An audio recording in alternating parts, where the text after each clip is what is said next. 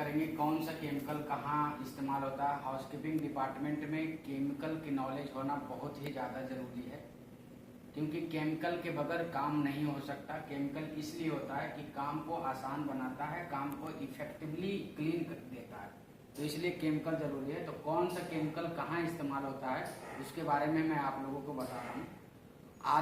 R1 जो होता है वॉशरूम कम सैनिटाइजर होता है, इसको हम वॉशरूम में इस्तेमाल करते हैं, ठीक है। WC वाल्व को छोड़ के इसका जो एक और नाम है जर्म फ्री। जर्म फ्री का मतलब होता है कीटनाशक, इसको हिंदी में बोलते हैं, कीटाणु को खत्म कर देता है। इसको एक तरीका से और यूज करते हैं, सैनिटाइजर के भी रूप में इस्तेमाल करते हैं, लेकिन जब हम सैनिटाइजर के रूप में इस्तेमाल करते हैं तो उसका जो डाइल्यूशन का रेशियो है वो बढ़ जाता है। डाइल्यूशन के भी बारे में बताएंगे, पहले यूज के बारे में बताते हैं, क्योंकि यहाँ जो केमिकल ऑलरेडी आप लोगों को डाइल्यूशन करके ही मिलता है, इसलिए डाइल्यूशन के बारे में अभी डिस्कस करेंगे नेक्स्ट डे में, ठीक है। R1 हो गया वॉशरूम कम सैनिटाइजर, इसको सैनिटाइजर के भी रूप में इस्तेमाल करते हैं। वॉशरूम में जर्म फ्री इसको बोला जाता है, जहाँ पे कीटाणु होता है उसको खत्म कर देता है, इसलिए इसका नाम है जर्म फ्री, ठीक है। R1 हो गया। R2 मल्टीपर्पज क्लीनर, इसको हम कहीं पे भी इस्तेमाल कर सकते हैं, जहाँ टेबल डस्टिंग में इस्तेमाल कर सकते हैं, कैफेटेरिया में इस्तेमाल कर सकते हैं। स्पेशल बात यह है कि इसको हम ग्लास में भी, अगर मेरे पास ग्लास 3 नहीं है तो डाइल्यूशन का रेशियो कम करके इसको हम ग्लास क्लीनिंग में भी इस्तेमाल कर सकते हैं। R2 मल्टीपर्पज क्लीनर है, इसको हम डाइल्यूशन इसका अभी नहीं बता रहे, नेक्स्ट बताएंगे, ठीक है। R3 है, R3 जो है हमारा ग्लास क्लीनर है।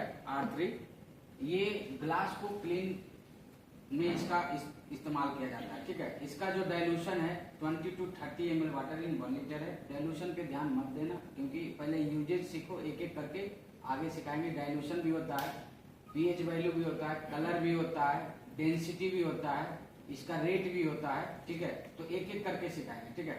R3 ग्लास क्लीनर है, इसको हम ग्लास क्लीनिंग के लिए यूज करते हैं। अब आ जाओ R4 जो है हमारा, R4 फर्नीचर मेंटेनर है, ठीक है। इसको जो फर्नीचर का मतलब होता है लकड़ी, वुडन भी जिसको बोल सकते हैं, ठीक है। इसको गलत होगा ये बोलना कि वुडन पॉलिश, ये गलत क्यों है? क्योंकि ये पॉलिश होता नहीं है, सरफेस को मेंटेन रखता है, उसका चमक को बरकरार रख रहा है, to maintain the shining of furniture, ठीक है। ये R4 हो गया। R5 हमारा है एयर फ्रेशनर जिसको बोलते हैं, उसको वॉशरूम में ज्यादातर इस्तेमाल करते हैं, मीटिंग रूम, केबिन्स, जहाँ भी बैड स्मेल आ रहा है, खराब सुगंध आ रहा है, बदबूदार सुगंध है, वहाँ पे इस्तेमाल करते हैं R5, ठीक है। किसी को कोई भी डाउट रहे तो बता देना, एक बार नहीं, हम उसको बार बार बताएंगे, जितना बार समझ में नहीं आएगा उतना बार बताएंगे, ठीक है, लेकिन समझ में आना चाहिए चीजें, ठीक है। अब आ जाओ R6 जो होता है वॉल क्लीनर होता है। WC क्लीनर इसको नहीं बोल सकते, क्योंकि WC में पूरा WC कवर के साथ आता है, तो R6 को WC का कवर में इस्तेमाल नहीं कर सकते, उसमें R1 करते हैं, तो इसको R6 जो है WC वाउल बोल सकते हैं, ठीक है। WC वाउल, R6 को वाउल क्लीनर बोल सकते हैं, ठीक है। R7 फ्लोर क्लीनर, जो फ्लोर पे वाइली है, तेल टाइप में, कैफेटेरिया, किचन, जनरेटर रूम, यहाँ पे इस्तेमाल करते हैं। स्क्रबिंग में भी R7 का इस्तेमाल करते हैं, ठीक है। तो यहाँ पे ये हो गया। अब आ जाता है बात R8 जनरली कोई बताता नहीं है, लेकिन मैं नॉलेज के लिए बता देता हूँ कि R8 केटली क्लीनर होता है, जिसमें हम चाय बनाते हैं, उसमें लाल कलर का दाग पड़ जाता है, उसको छुड़ाने के लिए R8 का इस्तेमाल करते हैं, ठीक है। अब आ जाओ लास्ट केमिकल है R9 वॉशरूम हार्ड क्लीनर होता है, इसका डाइल्यूशन होता है 50 to 100 ml water in 1 litre, ठीक है। इसको हम वॉशरूम का जो खारे पानी का दाग, इसको हिंदी में बोलते हैं, वॉशरूम का जो दाग होता है ना, दाग धब्बा हटाने के लिए इस्तेमाल करते हैं, ठीक है। अब छोटा सा फिर से एक बार कल भी बताया था, आज भी मैं बता देता हूँ डस्टर के बारे में। डस्टर जनरली 5 तरीका का होता है, वो ये ब्लू होता है, येलो होता है, ग्रीन होता है, रेड होता है, व्हाइट होता है। हमारे यहाँ 4 तरीके का डस्टर इस्तेमाल किया जाता है। ब्लू जनरल पर्पस के लिए, कहीं भी डस्टिंग के लिए इस्तेमाल कर सकते हैं। येलो कलर का ग्लास क्लीनिंग के लिए इस्तेमाल करते हैं। ग्रीन कलर का कैफेटेरिया, टेबल क्लीन के लिए इस्तेमाल करते हैं। और रेड सबको पता है, वो वॉशरूम में इस्तेमाल करते हैं WC क्लीन करने के लिए, उसका कवर क्लीन करने के लिए, ठीक है।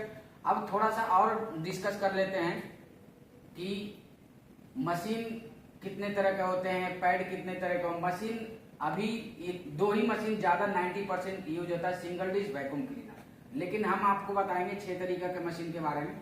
Single dish machine, vacuum cleaner, jet spray, auto scrubber, manual sleeper, steam machine, ये 6 तरीका का मशीन है। आने वाले टाइम में इसके बारे में भी बताएंगे, ठीक है।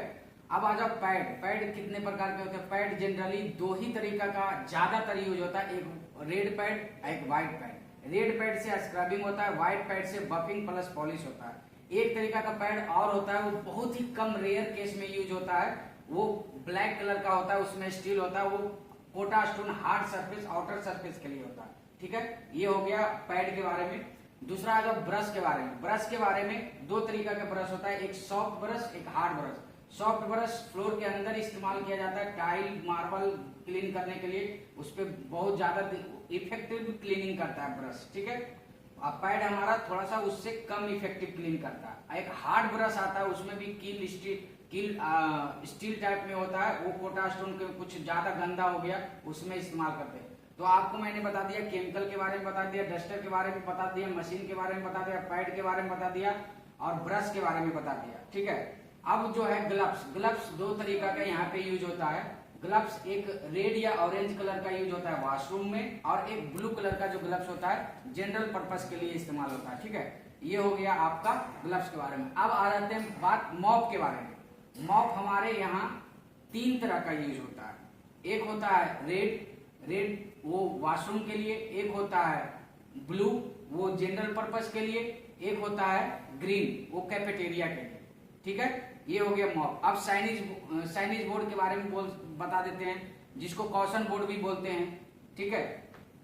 साइनिज बोर्ड यहाँ पे दो तरीका का इस्तेमाल होता है, एक क्लीनिंग वर्क इन प्रोग्रेस, दूसरा होता है वेट फ्लोर का। क्लीनिंग वर्क इन प्रोग्रेस को हम कैसे जानेंगे? जो पढ़ना नहीं जानता वो कैसे जानेगा क्लीनिंग वर्क इन प्रोग्रेस का बोर्ड है। क्लीनिंग वर्क इन प्रोग्रेस में देखना, एक ट्रॉली रहेगा, ट्रॉली में एक मॉप लेकर के एक लड़की खड़ा होती है और क्लीनिंग वर्क इन प्रोग्रेस उसके ऊपर लिखा होता है, ठीक है। तो वो पहचानने का तरीका है।